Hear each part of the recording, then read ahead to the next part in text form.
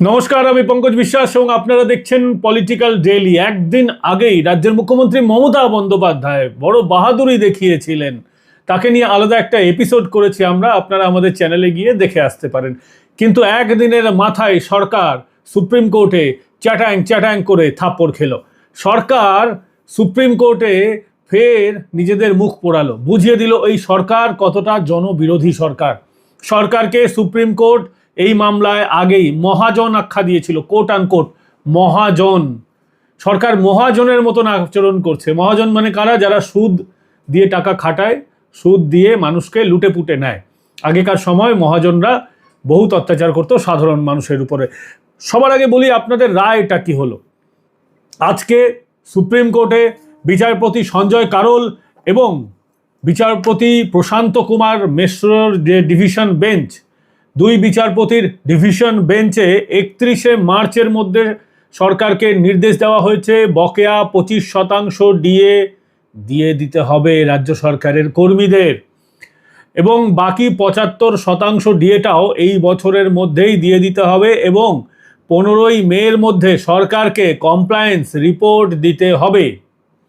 এর জন্য 4 সদস্যের পূর্ব যারা বিচারপতি আছেন, এক্স জাস্টিস প্রাক্তন বিচারপতিদের নিয়ে 4জন বিচারপতির একটি কমিটি গড়ে দেওয়া হবে, এবং এই কমিটি বাকি সিদ্ধান্ত নেবে কবে কতদিনের মধ্যে দিতে হবে এটসেট্রা এটসেট্রা। সরকারকে কিভাবে তারা কমিউনিকেট করবে এই সব বিষয় তারা দেখবেন।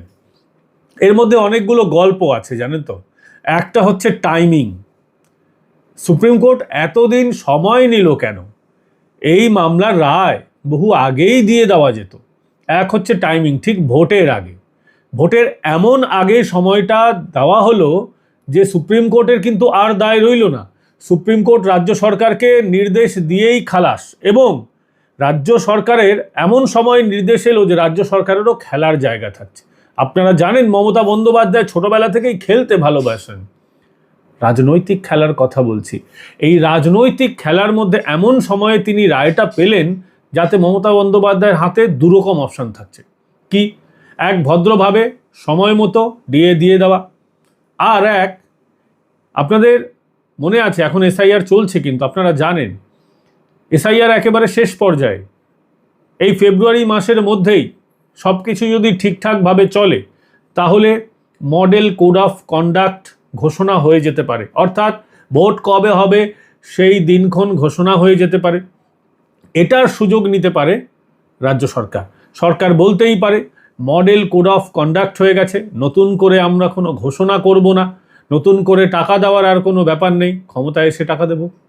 এবার মে মাসের মধ্যে তো সরকার চলে আসবে, কিন্তু সেক্ষেত্রে এই 31শে মার্চের মধ্যে যে 25% টাকা দিয়ে দেওয়ার কথা সেটা কিন্তু ভায়োলেট হতে পারে, আদালতের অবমাননা হতে পারে।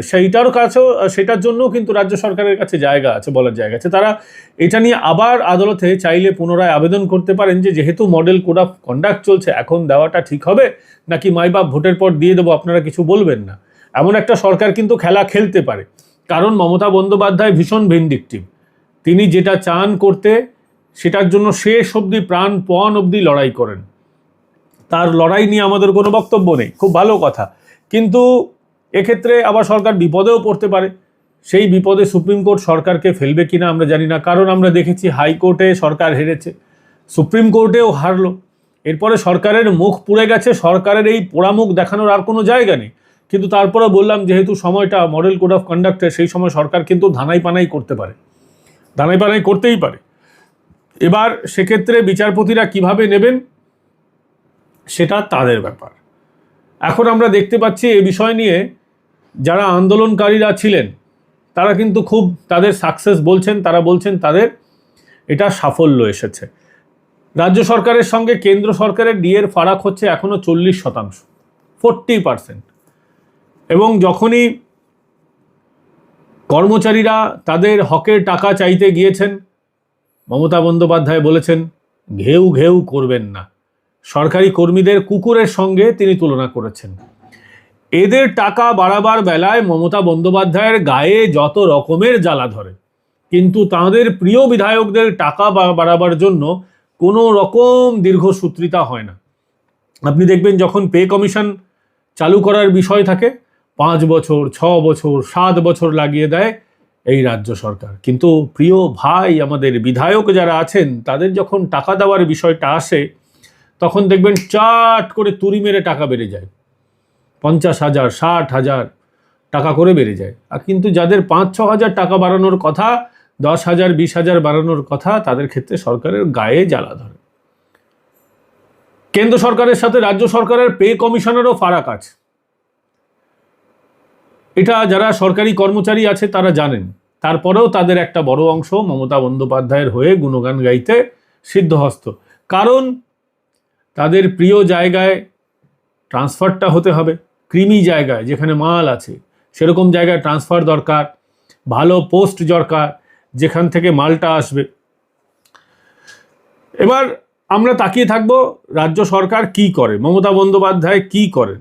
কিন্তু সংবাদ মাধ্যম কি লিখছে? সংবাদ মাধ্যম লিখছে, প্রত্যেকটা সংবাদ মাধ্যম যারা একদিন আগে পর্যন্ত মমতার গুণ গেয়েছিল, নুন খেয়েছে কিনা জানি না আমরা, নুন তো খেয়েছেই অনেকে, সেটা বিজ্ঞাপন কারা কিভাবে পায় সেটা তো আমরা দেখতেই পাই। এবং অনেক সংবাদ মাধ্যম কিন্তু মমতা বন্দ্যোপাধ্যায়কে গতকালের বিষয়টাতে কেস খাইয়ে দিয়েছে, মমতার কেসে মমতাকে কেস খাইয়ে দিয়েছে। আমি দেখলাম একটি সংবাদ মাধ্যম, আনন্দবাজার পত্রিকা, নাম করে বলছি, তারা মমতা বন্দ্যোপাধ্যায় সওয়াল করেছেন। আমি দায়িত্ব নিয়ে বলছি, মমতা বন্দ্যোপাধ্যায়ের গতকালকের মামলায় আইনজীবী হিসেবে নাম ছিল না, আবেদনকারী হিসেবে তিনি তার বক্তব্য রেখেছেন, তাকে এমন করে দেখালো হলো, এবং তার গায়ে কোনো কালো কোট ছিল না। আইনজীবীদের যে নাম, যে আইনজীবীরা সওয়াল করবেন, সেখানেও মমতা বন্দ্যোপাধ্যায়ের নাম ছিল না। তিনি মুখ্যমন্ত্রী পদটাকে ব্যবহার করে এবং আবেদনকারীর ভূমিকায় গলায় কালো গামছা জড়িয়ে গিয়েছিলেন, ওটা আইনজীবীদের পোশাক নয়। আইনজীবীরা লম্বা একটা কোট পরেন, জোব্বা টাইপের, না হলে তারা ব্লেজার পরেন কালো, সাদা কালো জামা তাদের পরতে হয়, সাদা শার্ট, কালো প্যান্ট, গায়ে যদি কোট থাকে সেই ক্ষেত্রে কালো কোট। কিন্তু মমতা ওই ধরনের কিছুই পরেন। এবং মমতা বন্দ্যোপাধ্যায়ের ইস্ট জর্জিয়ার ডিগ্রি, সেটাও আনন্দবাজার গতকাল দেখিয়েছে। মমতা বন্দ্যোপাধ্যায় কত পড়াশোনা করেছেন, তাতে সেই ইস্ট জর্জিয়ার ডিগ্রি, সেই ডক্টরেট ডিগ্রি, যেটা ম্যাডাম আর এখন আর ব্যবহার করেন না। এটা তো গেল গতকালকের কথা। আজকে সংবাদ মাধ্যম লিখছে, ডিএ মামলায় বড় ধাক্কা খেল রাজ্য সরকার। বিচারপতি সঞ্জয় কারোল এবং বিচারপতি প্রশান্ত কুমার মিশ্রর বেঞ্চ নির্দেশ দিয়েছে রাজ্য সরকার কে কর্মীদের বকেয়া ডিএ মেটাতে হবে, আগামী 31শে মার্চের মধ্যে 25% মিটিয়ে দিতে হবে, 15ই মের মধ্যে বাকি বকেয়া টাকা মিটিয়ে দিতে হবে। বকেয়া ডিএ দেওয়ার বিষয়ে নতুন কমিটির গঠনের সিদ্ধান্ত নিয়েছে সুপ্রিম কোর্ট। এই কমিটি গঠিত হবে অবসরপ্রাপ্ত বিচারপতিদের নিয়ে। এমনকি রায়দানের সময় শীর্ষ আদালত নিজের পর্যবেক্ষণে বলে, রোপা রুল অনুযায়ী ডিএ রাজ্য সরকারি কর্মীদের অধিকার। অর্থাৎ মমতা বন্দ্যোপাধ্যায় এতদিন যে মিথ্যে কথা বলে এসেছেন, দাবি করে এসেছেন যে ডিএ কর্মীদের মূল বেতনের অংশ নয়, তাই ডিএ ওদের অধিকার নয়, রোপা রুল অনুযায়ী ডিএ কর্মীদের অধিকার। আজকে সুপ্রিম কোর্ট বলে দিয়েছে, চোখে আঙুল দেখিয়ে বুঝিয়ে দিয়েছে, সরকার সত্যি মহাজনের মতন আচরণ করেছে। এদেরই তো ব্যবহার করে ভোটটা জেতে রাজ্য সরকার, এদেরই তো ব্যবহার করে তৃণমূল কংগ্রেস। আজকে ডিএ যখন পাবেন, আন্দোলন করেছেন একটা অংশ, ডিএ যখন পাবেন, কেউ কি ডিএটা ছাড়বেন? যারা সরকারের চটিটা চাটেন তারা কি ডিএটা নেবেন না? এটা আমার প্রশ্ন নয়, এই প্রশ্ন করেছেন আন্দোলনকারীরা। সংগ্রামী যৌথ মঞ্চ আজকে এই প্রশ্ন করেছে, প্রশ্নটা খুব ভ্যালিড। আমাদের যে বকেয়া রোপা 9 যে ছিল সেই অনুযায়ী যেই বকেয়া, সেই বকেয়া ক্যালকুলেশন করতে হবে, করে তার 25% আমাদের দিত। আলটিমেট এই রায়ের মধ্যে সুপ্রিম কোর্ট মান্যতা দিল যে আমার বকেয়া যদি কোনো কর্মচারী ক্যালকুলেশন করে দেখা যায় তার 1 লাখ টাকা বকেয়া, তাহলে যে 25,000 টাকা আপাতত পাবে। তার মানে 1 লাখ যে বকেয়া ছিল, এটা যে আমাদের আইনি অধিকার, যেটা সংগ্রামী যৌথ মঞ্চ বলছিল, সেটা কিন্তু সুপ্রিম কোর্ট স্বীকৃতি দিল। এবং সুপ্রিম কোর্ট বলল এটা আমাদের আইনি অধিকার, যেটা মৌলিক অধিকার নিয়ে রাজ্য সরকার বিরোধী। আমরা মৌলিক অধিকারের কথা বলিনি। এবং প্রথম যে রায় দিয়েছিল দেবাশিস করগুপ্ত মাননীয় প্রধান বিচারক, উনিও বলেছিলেন কিন্তু এটা আমাদের আইনি অধিকার। তা সেই রায়কেই মান্যতা দিল। এবং আর যে 75% সেটা কিভাবে দেওয়া হবে না হবে সেই ব্যাপারে আমরা যেটু শুনেছি যে 4 জনের একটি কমিটি তৈরি করা হয়েছে। সেই কমিটির একজন অন্য রাজ্যের প্রধান বিচারপতি আছে। সেই কমিটিতে অ্যাকাউন্ট জেনারেল, অ্যাডভোকেট জেনারেল যে অফিস, অ্যাকাউন্ট জেনারেল যেটা কেন্দ্রীয় সরকারের অর্থ দপ্তরের অফিস, যারা সারা ভারতবর্ষের আর্থিক বিষয়টা দেখাবেলা করে, করে তাদের একজন অফিসার থাকবে এবং অবসরপ্রাপ্ত একজন বিচারক থাকবে, আরেকজন কে থাকবে আমি এখনো জাজমেন্ট কপি না, তারা ঠিক করবে যে কিভাবে টাকাটা পাবো, কিভাবে আমাদের হবে। তাই আমরা আজকে এটা বিশাল চাই, 3 বছর ধরে সংগ্রামী যৌথ মঞ্চ এই লড়াইয়ে ছিল। কিন্তু মমতা বন্দ্যোপাধ্যায়ের যে চালাকির জায়গা, তিনি হয়তো ভাবতেই পারেন যে ক্ষমতায় যখন আসছি না তখন ডিএটা দেবো না, 15ই মের মধ্যে বাকি ডিএটা দিতে হবে, এই ডিএটা নতুন সরকার আসবে তারা দেবে। যদি আমি ক্ষমতায় চলে আসি টেনে টুনে আবার দেখব কি করা যায়, দেবো কি দেবো না, আবার মামলা হবে, আবার আদালতে এই বিষয়টা চলতে থাকবে। আর যদি অন্য কেউ সরকার আসে তারা দেবে, তারা বুঝবে। এই খেলাটা কিন্তু খেলতে পারে। আমি এই বিষয়টা জানার চেষ্টা করেছিলাম, আমি কথা বলেছি আইনজীবী নীলাভ বন্দ্যোপাধ্যায়ের সঙ্গে। তিনি আমাদের সরাসরি কি বললেন শুনুন। নীলাভদা, বকেয়া ডিএ জমা দিতে হবে সরকারকে এবং 31শে মার্চের মধ্যে এই ডিএটা দিয়ে দিতে হবে 25% এবং 15ই মের মধ্যে কমপ্লায়েন্স রিপোর্ট দিতে হবে। কি মনে হয় সরকার এই টাকা দেবে? দেখুন, সরকার টাকা দিতে বাধ্য, কারণ ডিএটা হচ্ছে সরকারি কর্মচারীদের মৌলিক অধিকার। সেখানে দাঁড়িয়ে সরকারি কর্মচারীদের দিনের পর দিন ডিএ না দিয়ে তাদেরকে সারমেয়ের সাথে তুলনা করে যে এই রাজ্যের মুখ্যমন্ত্রী আমরা দেখেছি বলছেন বেশি ঘেউ ঘেউ করবেন না, কিন্তু এই সরকারি কর্মচারীদের দিয়ে যত রকম অপকর্ম করানো যায় সব রকম অপকর্ম জোর করে করিয়ে তৃণমূল দল কিন্তু নিজেদের ভোটের বৈতরণী পার হয়েছে। ঠিক এই জায়গায় দাঁড়িয়ে আমাদের বক্তব্য 25% দিয়ে 31শে মার্চের মধ্যে দিতে বলছে, আর বাকি 75% যে পাওনা ডিএ আছে সেই ডিএটার জন্য একটা মানে কমিটি গঠন করা হয়েছে অবসরপ্রাপ্ত বিচারপতিদের মাথায় রেখে। তো দেখতে হবে তারাও কি সুপারিশ করছেন, কিন্তু এটা হওয়ারই ছিল। দীর্ঘদিন রাজ্য সরকার টাকা খরচ করে হাইকোর্ট সুপ্রিম কোর্টে মামলা লড়েছে যাতে ডিএ না দিতে হয়। তারপর রাজ্য সরকারের গালে কার্যত চট, এবং সেটা নির্বাচনের আগেই তারা চটটা খেলো সুপ্রিম কোর্টে দাঁড়িয়ে বলে আমরা মনে করছি। কিন্তু আমার যেখানে আশঙ্কা 31শে মার্চ মানে ততক্ষণে নোটিফিকেশন হয়ে যেতে পারে। সরকার কি এটাকে আড়াল করতে পারে যে নোটিফিকেশন হয়ে গেছে, এখন এটা মডেল কোড অফ কন্ডাক্টের মধ্যে পড়ে যাবে, নতুন করে টাকা দেওয়া যাবে না, ঘোষণা করা যাবে না, এই সমস্ত ইত্যাদি কি সরকার এই ধান্দাবাজিটা করতে পারে? সেই ধরনের যদি এরা কোন রকম আবার কিতকিত খেলা শুরু করে, করতেই পারে, কিন্তু সেই ক্ষেত্রে 31শে মার্চের ধরুন টাইম লাইন দেওয়া আছে। এর পরবর্তীকালে ধরুন এপ্রিল বা মে এর মধ্যে মে মাসে নতুন সরকার গঠন হয়ে যাবে, মে মাসে প্রথম সপ্তাহের মধ্যে। তারপরে সেই নতুন সরকার দেবে, তাতে কোনো অসুবিধা নেই। সেক্ষেত্রে সরকারি কর্মচারীদের আজ একটা মাস কষ্ট বেশি করতে হবে, কিন্তু এখানে তো বলা যে 31শে মার্চের মধ্যে। তাহলে আজকেও তো আপনারা 25% দিয়ে ঘোষণা করে দিতে পারেন রাজ্য সরকার, কিন্তু আজকে কেন করবেন, আবার ফেব্রুয়ারি মাসেই কেন করে দিচ্ছে না? আমাদের কাছে বক্তব্যটা হচ্ছে এইটা যে 31শে মার্চ বলে 31 তারিখ অব্দি বিষয়টা টেনে নিয়ে যেতে হবে, এরকম তো কোনো ব্যাপার নেই। আচ্ছা, এই ক্ষেত্রে কি আবার নতুন করে আবেদনের জায়গা থাকছে সরকারের? সরকারের আবেদনের জায়গা নেই। সরকার হাইকোর্টেও হেরেছে, সুপ্রিম কোর্টেও হেরেছে, হ্যাঁ, এবং সরকার, আমার মনে হয় সরকার হয়তো এই বিষয়টা নিয়ে আবেদন করতে যাবে না। এখন বিনাশকালে যদি বুদ্ধি নাশ হয় সেটা আলাদা ব্যাপার। আর তো 1 মাসের ব্যাপার এই সরকারটা, আর তো এই ফেব্রুয়ারি মাস 2 মাসের সরকার, তারপরে তো আর খুঁজে পাওয়া যাবে না। দীর্ঘদিন ধরে কর্মীরা আন্দোলন করছিলেন এবং সেখানে আন্দোলনেও দেখেছি নানানভাবে আন্দোলনকে ভাঙার চেষ্টা হচ্ছে, মুখ্যমন্ত্রী ঘেউ ঘেউ বলেছেন, সরকারপন্থী যারা কর্মচারী সংগঠন আছে তারাও এর বিরোধিতা করেছেন। সংগ্রামী যৌথ মঞ্চ বলছে যে যারা বিরোধিতা করেছিল তারা যেন বর্ধিত ডিএটা না নেয়। এটা কি তাদের বলাটা যুক্তিযুক্ত? দেখুন, তাদের বক্তব্যটা একদিক থেকে যুক্তিযুক্ত, কারণ আজকে যে সরকারি কর্মচারীদের 25% ডিএটা বাড়লো, এটা তো সবাই পাবে।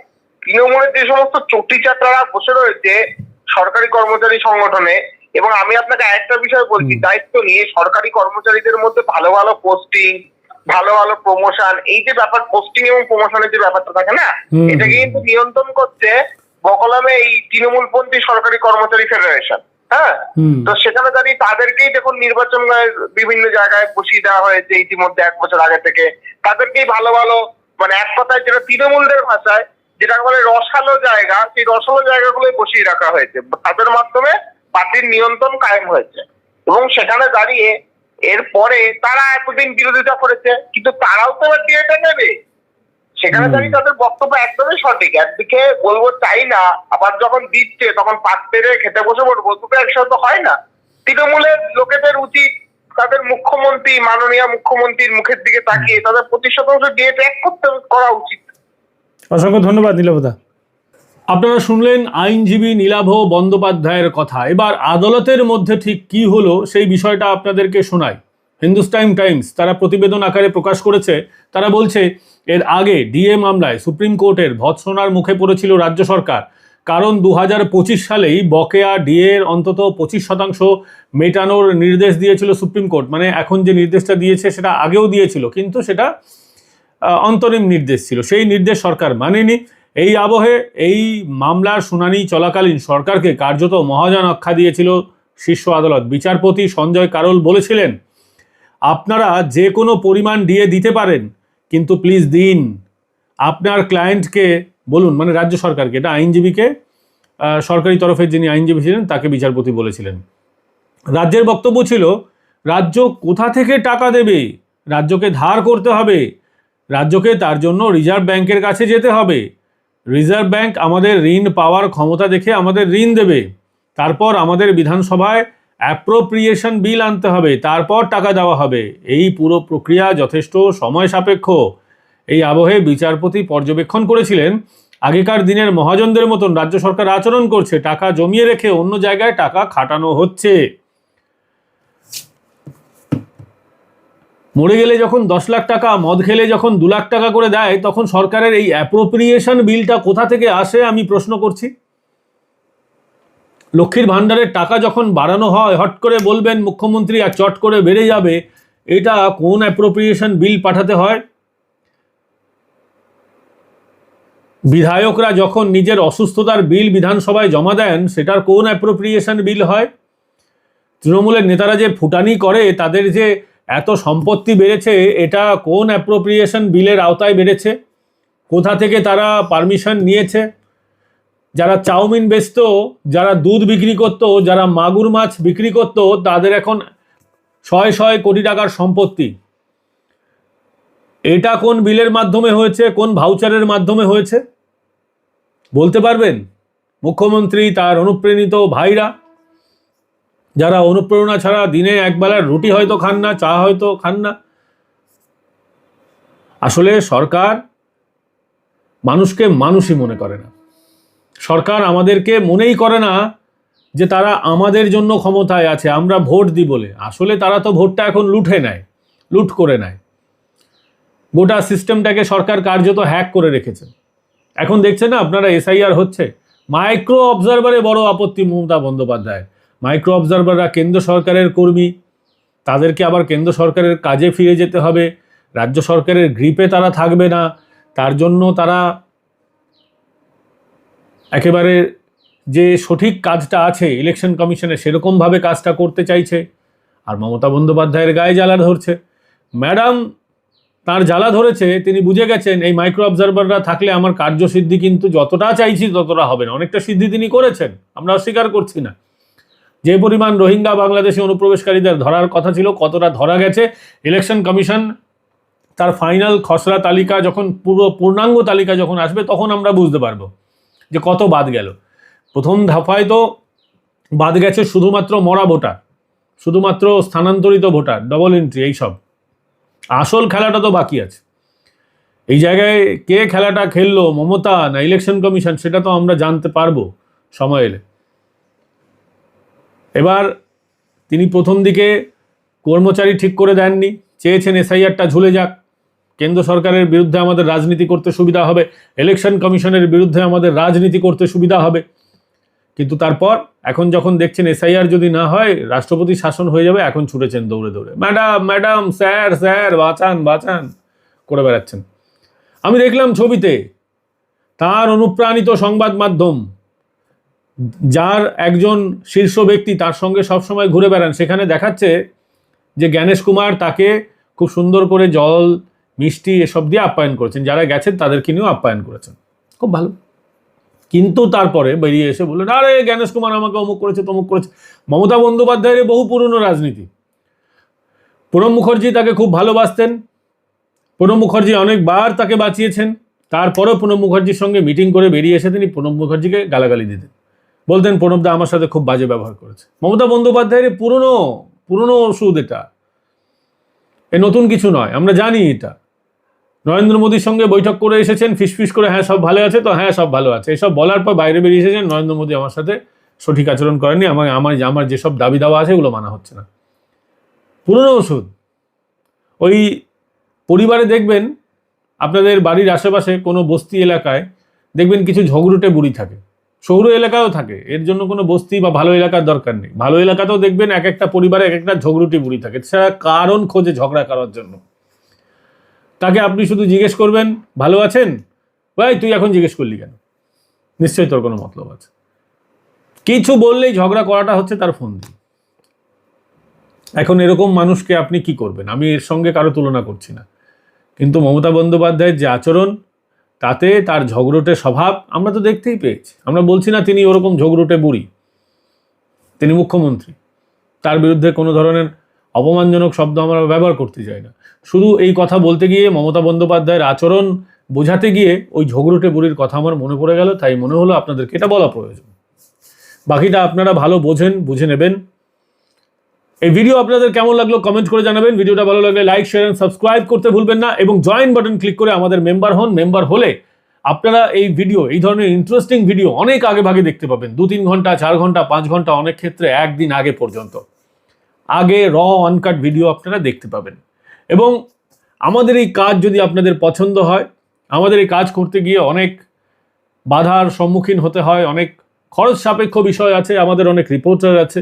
আপনারা যদি এই স্বাধীন সাংবাদিকতায় আপনারা অংশীদারিত্ব রাখতে চান, আপনারা আমাদের পাশে দাঁড়াতে চান, আপনারা স্ক্যানার দেওয়া রইল, স্ক্যানারে QR কোড স্ক্যান করে আমাদের সাহায্য করতে পারেন। এছাড়াও সুপার থ্যাঙ্কস পাঠাতে পারেন। সাবস্ক্রাইব বাটন যেখানে থাকে, সাবস্ক্রাইব বাটনের ডান দিকে হার্ট শেপের মধ্যে ডলার সিগনেচার একটা থাকে, dollar sign, super thanks button click করে আপনাদের সাহায্য মতো অর্থ আমাদের পাঠাতে পারেন। অন্তত সাবস্ক্রাইব করে যাবেন যারা এখনো সাবস্ক্রাইব করেননি। আমাদের লক্ষ লক্ষ দর্শক সাবস্ক্রাইব করে রেখেছেন, কিন্তু বহু দর্শক আছেন যারা নিয়মিত দেখেন কিন্তু সাবস্ক্রাইব করতে ভুলে যান। আপনাদেরকে একটু মনে করিয়ে দেবো, দয়া করে সাবস্ক্রাইব বাটন ক্লিক করে সাবস্ক্রাইব করে নেবেন এবং বেল আইকন প্রেস করে দেবেন যাতে ভিডিও নোটিফিকেশন আপনারা সঙ্গে সঙ্গে পেয়ে যান। এটা কিন্তু একেবারে বিনামূল্যে, এর জন্য কোনো খরচ লাগে না, আপনারা সকলেই জানেন। তাই প্রিয় বন্ধুরা আমার, সাবস্ক্রাইব করে যাবেন, বেল আইকন প্রেস করে যাবেন যাতে ভিডিও নোটিফিকেশন আপনারা পেয়ে যান এবং এই ধরনের ভিডিও আপনারা এনজয় করতে পারবেন। ভালো থাকবেন, সুস্থ থাকবেন, আবার দেখা হচ্ছে আপনাদের সঙ্গে।